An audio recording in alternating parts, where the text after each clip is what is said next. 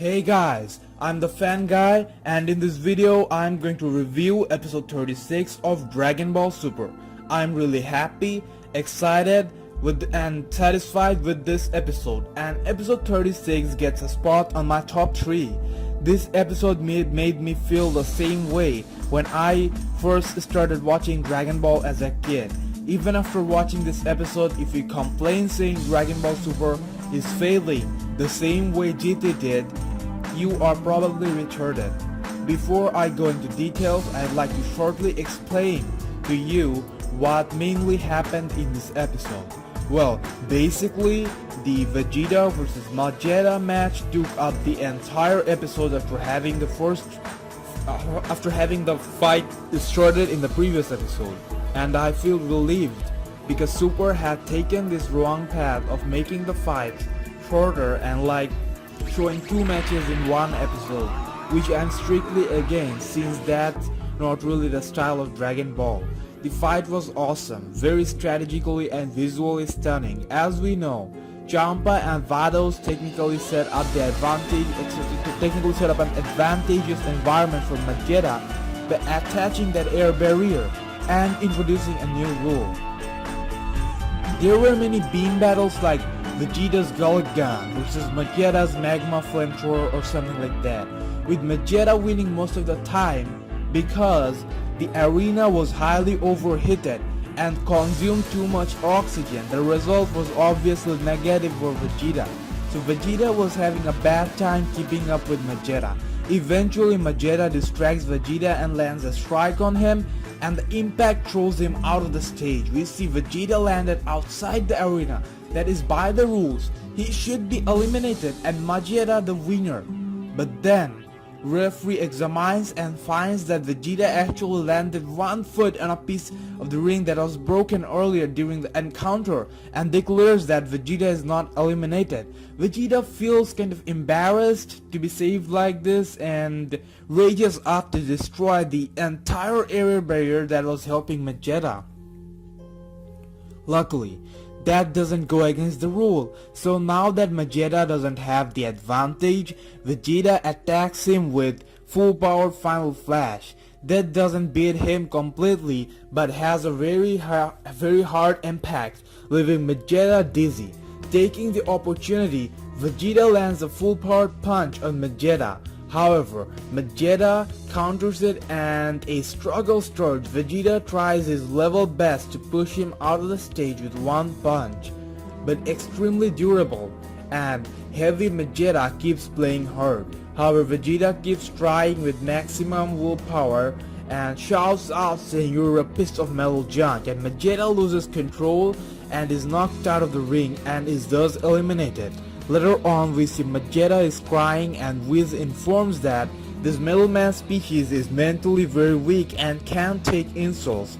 So when Vegeta called him a metal junk, he was hurt and lost the struggle. That is, we didn't see Vegeta's full physical strength, he lost mainly because of his mental weakness. Now that is interesting. Then, we see the trailer of episode 36 and a big surprise. Vegeta's next opponent, Kabe, can go Super Saiyan. Contrary to the previously established idea that Kabe has no idea what a Super Saiyan is, thus he can't transform either. So that's what mainly happened. If they keep up making this type of episodes, Dragon Ball Super is absolutely going to be a hit, and I would accept a long continuation of the series.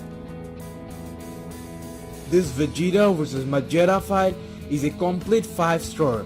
The moves, strategically awesome moments, the aura, the visually stunning blasts and beam attacks, the character expressions, they did everything right in this fight.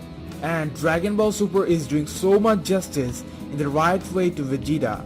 He is as good as he ever was, and most importantly, he owned this fight like the way he should have. After a long time, Vegeta uses his Gullet Gun attack and Vegeta throws this lava beam that looks a lot like a flamethrower. And the stunning and intense beam struggle goes on with flames and electricity all over the place. but Vegeta overpowers Vegeta's Gullic gun and creates this large hard rock like something while distracting Vegeta with flames. He attacks and throws Vegeta out, and Vegeta was like absolutely surprised to land outside the ring.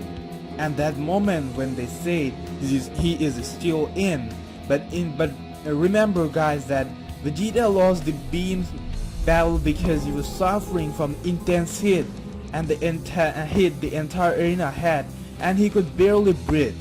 He still felt embarrassed that a prince like him had to be saved like that. He becomes completely angry, and you can see veins popping out of his forehead, and you just know what he goes in. When he goes in that kind of rage, he's going to finish Vegeta. And then we have this epic moment where Vegeta decides to destroy the root of all problems. He asks the referee if only touching the air barrier is a problem, and then he with a massive power blast shatters the entire barrier, and these pointy glasses go all around the place. Whis protects everyone, Heat blocks one, and we see Monaka sitting still stunned by the Kamehameha, and none of it hit him. I think this barrier breaking thing was absolutely badass. It was like, take that, Champa, no fucking barrier can hold the prince of all Saiyans down. And as the barrier was broken, Vegeta lost the special advantage he was receiving till that point. It was because of the barriers he was able to increase the temperature that much.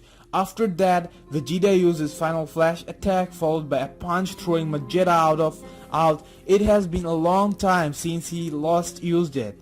It looked awesome.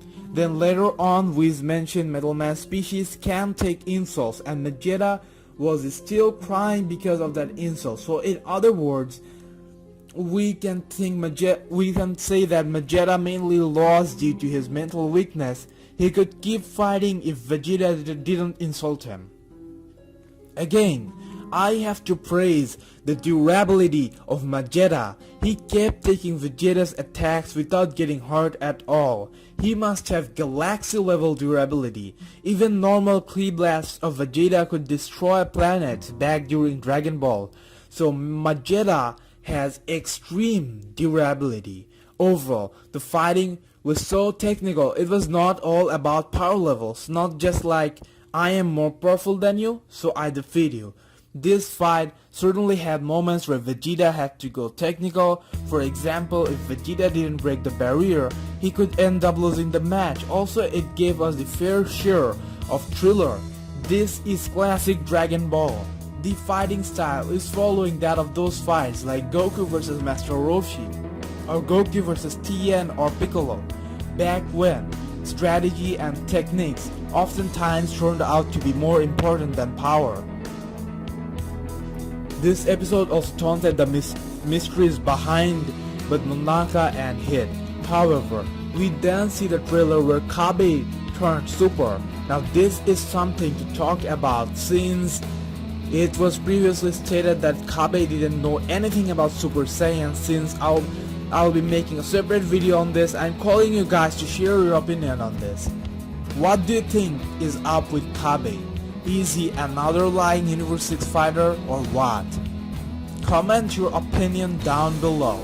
And don't forget to subscribe to my amazing channel if you want daily Dragon Ball updates. Also, to get exclusive Dragon Ball Super footages and posts, follow the link of my Facebook page, Dragon Ball Fans, that I collaborated with. My YouTube channel is collaborated with that page, and like that page and follow it. That's all for now.